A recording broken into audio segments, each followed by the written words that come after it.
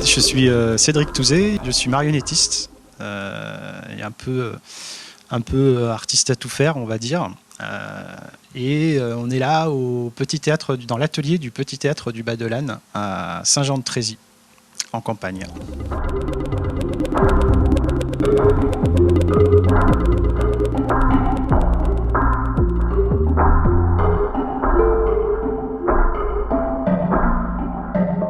Les Médusées de Gorgopolitis, le titre de cette installation, installation plastique, ouais, c'est une installation spectaculaire, on va dire, une installation de sculpture qui raconte des histoires. L'idée, c'est d'entrer dans une forme d'immersion à l'intérieur d'un univers, donc l'univers des Médusées de Gorgopolitis, donc, qui représente une sorte, pour être large, une sorte de Pompéi, une sorte de Pompéi moderne où on va rentrer à la découverte de personnages figés et qui vont un peu sous forme d'une archéologie nous raconter les histoires de notre époque. C'est comme une sorte d'arrêt sur image de notre époque, de nos sociétés modernes.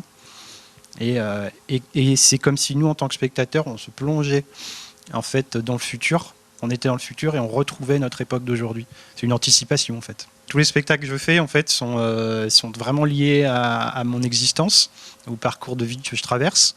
Et donc je suis marionnettiste depuis plus de 20 ans. Et donc mon travail c'est d'animer l'inanimé.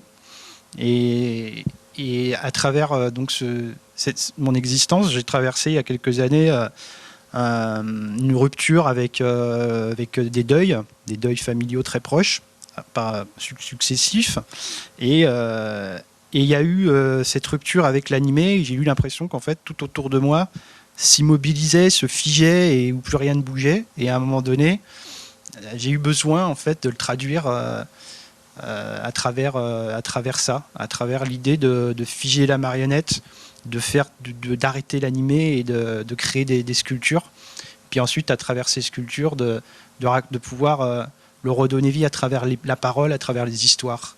Donc ça part vraiment de mes ruines à moi, en fait, on va dire, et de mes ruines personnelles, et de reconstruire sur des ruines personnelles. C'est pour ça que dans les Médusées de Gorgopolitis, on parle pas mal de résilience, de possibilité de survivre après le traumatisme, en gros. Et voilà. D'où l'idée, en fait, d'avoir figé tout ça et d'en avoir fait c'est une sorte de catharsis. Et du coup, je l'ai transformé en quelque chose de collectif, puisque c'est à mon sens à ça que sert l'art, de transformer des choses personnelles en choses collectives. Et donc, c'est devenu une œuvre collective à travers la parole d'autres, dans cette œuvre qui, au départ, est très personnelle. Alors la musique, elle est faite avec Franck Lafay et Précis Leroy, donc qui sont ici qui représentent leur entité, c'est le groupe Mona Kazoo. Voilà, et là ils sont dans la compagnie Enclumés pour la création de la musique des Médusées. Ça sort pas tout de ma tête en fait, c'est vraiment une œuvre collective. Comme je disais tout à l'heure, ça part de quelque chose de très personnel et ça devient collectif dès lors que j'ai ouvert la parole en fait à tous les gens qui sont Médusés sont des modèles. Ce sont des gens avec qui j'ai parlé, on a échangé autour des thématiques et j'ai moi juste transformé ça après en mode poésie, en imaginaire pour que ce soit entendable. Et chacun a été l'instigateur de son Médusé, quoi. Il a été modèle, il a été témoin et il a donné sa parole par rapport à ça. Et donc c'est vraiment une œuvre collective finalement.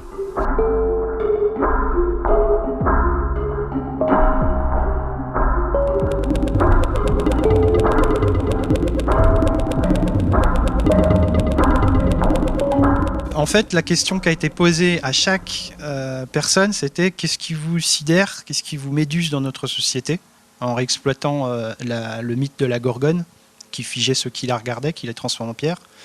Donc en fait, en reprenant ce mythe et en le transposant à notre société, j'ai posé cette question, qu'est-ce qui nous sidère, nous transforme en pierre dans notre société, et à chaque Médusé, chaque sculpture qui est donc le modèle et la personne que j'ai rencontrée, je leur ai posé cette question et on a eu leurs réponses sont à chaque fois voilà, quelque chose qui se rapproche de de notre réalité. Et puis ensuite, je l'ai transposé dans un imaginaire pour qu'il soit entendable.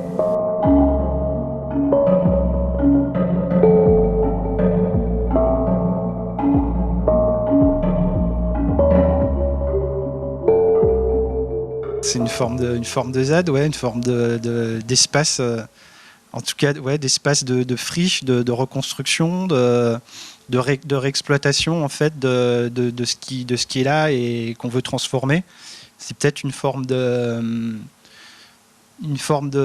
résistance en fait aussi à travers cette parole où on se dit tiens là voilà le champ de bataille, voilà l'endroit où on est, ça reste sur image.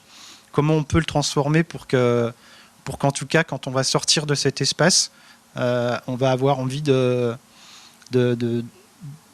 transformer en fait, de prendre plus soin justement du vivant, de l'humain, du vivant, parce que justement l'état des choses, c'est l'immobilisme, c'est tout ça. Donc comment on va transformer cette friche, cette ruine en quelque chose de positif. En fait, dans chacune des légendes, c'est pas flagrant toujours, mais j'essaie quand même de construire à chaque fois d'y trouver une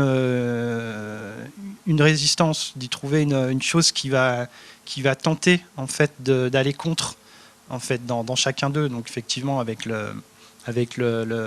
l'écofact qui est celui qui voudrait s'en sortir en se transformant, en allant plus vers la nature, vers les choses naturelles, revenir à quelque chose de plus sain. Mais il y a aussi par exemple le montreur et les enlacés qui en fait on empêche de se regarder, qu'on les empêche d'être ensemble, de se voir, qu'on veut absolument qu'ils soient dans un moule, et puis finalement qui à travers toute cette horreur arrivent quand même à survivre en étant finalement beaux à leur manière, et ainsi de suite. Et je pense que dans chacun, chaque médusé cherche sa résilience en fait, quoi. Pendant une partie de ce projet, j'ai suivi pas mal le mouvement de collapsologie, et à un moment donné, j'ai pensé vraiment enfin ouais, ça m'a touché en tout cas ce mouvement. Je le trouve touchant, et c'est un vrai espace de réflexion. Mais finalement, avec maintenant le recul sur ce que je construis, puisque je me pose pas mal de questions sur ce qui est devant moi, c'est médusé, c'est pas tout, c'est pas venu comme ça. C'est à la fois une espèce de réflexion d'abord pour moi-même, et plus ça avance, plus j'avance avec ce projet, et plus je me rends compte qu'en fait non, je suis pas tant que ça dans le collapse, on va dire. Et de plus en plus justement je vois de plus en plus surgir ces formes de résistance qui forment un tout en fait, et qui s'assemblent pour exister autrement, avant même peut-être un effondrement ou au-delà d'un effondrement. J'espère en tout cas que c'est pas ça qui ressort en fait quand on sort de là, se dire c'est désespoir total, tout s'est effondré, il y a rien, finalement en fait il y a rien à faire, tout va partir à volo.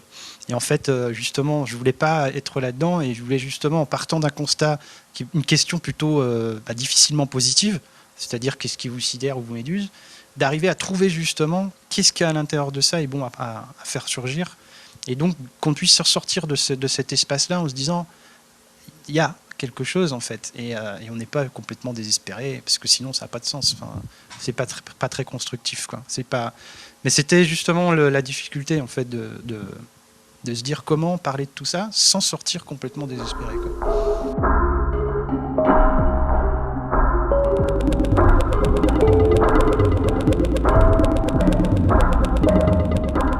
C'est d'essayer de pouvoir créer du mouvement dans l'immobilisme en fait, et puis de pouvoir quand même faire circuler, faire pousser des choses qui soient positives, même si justement elles sont pas évidentes.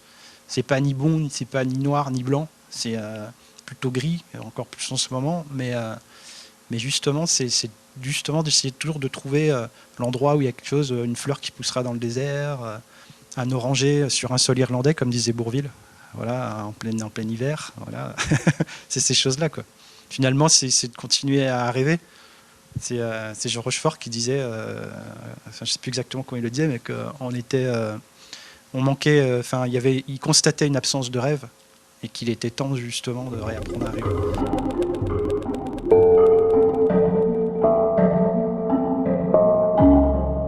On cherche des lieux, on cherche des espaces d'installation pour que ce message, pour que les médusés puissent être entendus, vus, écouter. C'est pas forcément un projet évident à mettre en place parce que on peut pas le poser juste une soirée, juste une journée.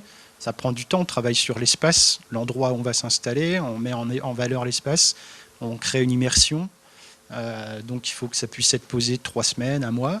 Mais l'idée vraiment, c'est de pouvoir poursuivre ce projet pour l'emmener ailleurs, pour le déplacer, pour qu'il soit entendu, vu. Si on peut reconstruire sur les ruines de la culture.